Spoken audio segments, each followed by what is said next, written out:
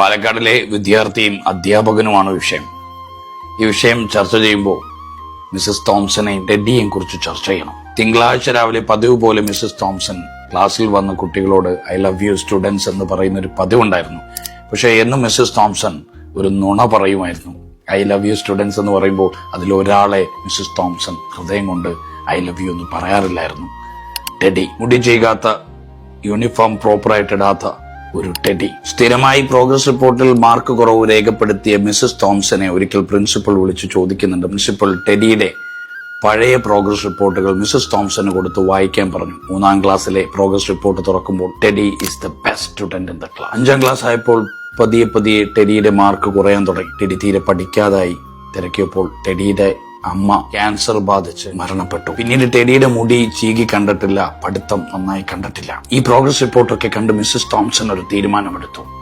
തിങ്കളാഴ്ച ക്ലാസ്സിൽ പോയപ്പോൾ മിസസ് തോംസൺ പതിവ് പോലെ എല്ലാ കുട്ടികളെയും ഐ ലവ് യു സ്റ്റുഡൻസ് എന്ന് പറഞ്ഞു. ഇപ്രാവശ്യവും മിസസ് തോംസൺ ഒരു കള്ളം പറഞ്ഞു.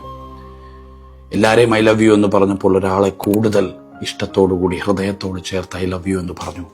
Teddy, I love you. എല്ലാ ചെറിയ നന്മകളിലും, എല്ലാ ചെറിയ കാര്യങ്ങളിലും മിസസ് തോംസൺ ടെഡിയെ പിക്ക് ചെയ്യാൻ തുടങ്ങി, ടെഡിയെ സ്നേഹിക്കാൻ തുടങ്ങി. 8ഉം 9ഉം 10ഉം കഴിഞ്ഞ് സ്കൂൾ ക്ലോസ് ചെയ്യുന്ന സമയത്ത് എല്ലാ കുട്ടികളും ഗിഫ്റ്റ് കൊണ്ടുവരുമ്പോൾ കീറിയ കുറച്ച് പേപ്പർ കഷ്ണം കൊണ്ട് ഒരു മെനയും ഇല്ലാത്തൊരു ഗിഫ്റ്റുമായി ടെഡി മിസസ് തോംസന്റെ അടുത്തെത്തി. തുറന്നു നോക്കിയപ്പോൾ അതിനകത്തൊരു പകുതി ഉപയോഗിച്ചൊരു പെർഫ്യൂമും മുത്തുകളൊക്കെ നഷ്ടപ്പെട്ട ഒരു ബ്രേസ്ലെറ്റുമായിരുന്നു. മിസസ് തോംസൺ ആ ബ്രേസ്ലെറ്റ് എടുത്ത് അവരുടെ കയ്യിലിട്ടിട്ട് അവരുടെ സാരിയിൽ ആ പെർഫ്യൂം ഒന്ന് സ്പ്രേ ചെയ്തപ്പോൾ ടെഡി ഓടി വന്ന് പറഞ്ഞു, now you smell like my mother. ഇപ്പൊ നിങ്ങൾ എന്റെ അമ്മയെ പോലെ മണക്കുന്നു. അമ്മ മരിക്കുന്നതിന് മുമ്പ് ഉപയോഗിച്ച പെർഫ്യൂമും അമ്മയുടെ മരണശേഷം കയ്യിൽ നിന്ന് ഊരിയ ബ്രേസ്ലെറ്റുമായിരുന്നു ടെഡി മിസസ് തോംസൺ കൊടുത്ത സമ്മാനം. പിന്നീട് മിസസ് തോംസൺ സ്കൂൾ വിട്ടുപോയെങ്കിലും ടെഡി വല്ലപ്പോഴും ഒക്കെ കത്തെഴുതുമായിരുന്നു.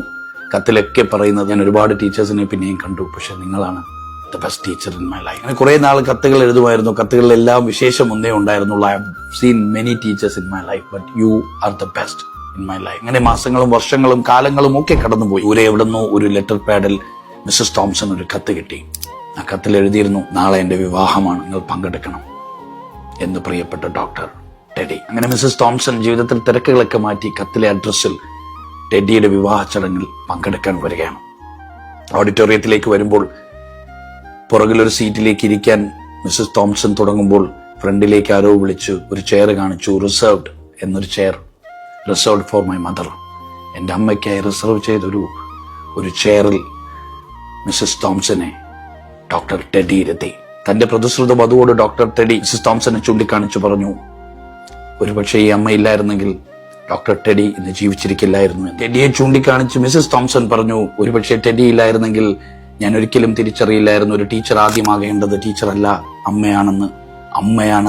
അമ്മയായി മാറണം എന്ന് എന്നെ പഠിപ്പിച്ചത് ടെഡിയാണ്. എന്നെ ഈ കേൾക്കുന്ന ഓരോ ടീച്ചേഴ്സും ആദ്യം മനസ്സിലാക്കേണ്ടത്, നമ്മളൊക്കെ ആദ്യമാകേണ്ടത് ടീച്ചറല്ല, ആദ്യമാകേണ്ടത് അമ്മയാണ്, അച്ഛനാണ്. നമ്മൾ പഠിപ്പിക്കുന്ന കുട്ടികളുടെ അമ്മയും അച്ഛനുമായി നമ്മൾ മാറുമ്പോഴാണ് ലോകത്ത് ഒരുപാട് ടെഡിമാരുണ്ടാകുന്നത്. ഒരുപാട് ഡോക്ടേഴ്സും എഞ്ചിനീയേഴ്സിനെയൊക്കെ സൃഷ്ടിക്കണമെങ്കിൽ നമ്മൾ ആദ്യം ടീച്ചറല്ല ആകേണ്ടത്. ഈ വീഡിയോ കണ്ട് തിങ്കളാഴ്ച നിങ്ങൾ സ്കൂളിൽ മടങ്ങുമ്പോൾ നിങ്ങളൊരു തീരുമാനമെടുക്കണം. തിരിച്ചു പോകേണ്ടത് ഒരമ്മയായിട്ടാകണം, ഒരു അച്ഛനായിട്ടാകണം. നമ്മൾ മുന്നിൽ കാണുന്ന മുടി ചെയ്യാത്ത, യൂണിഫോം പ്രോപ്പറായിട്ട് ഇടാത്ത ഒരു ടെഡി നിങ്ങളുടെ മുന്നിൽ ഇരിക്കുന്നുണ്ടെങ്കിൽ അറിയണം, അവന്റെ പിറകിൽ ഒരു ജീവിതമുണ്ട്.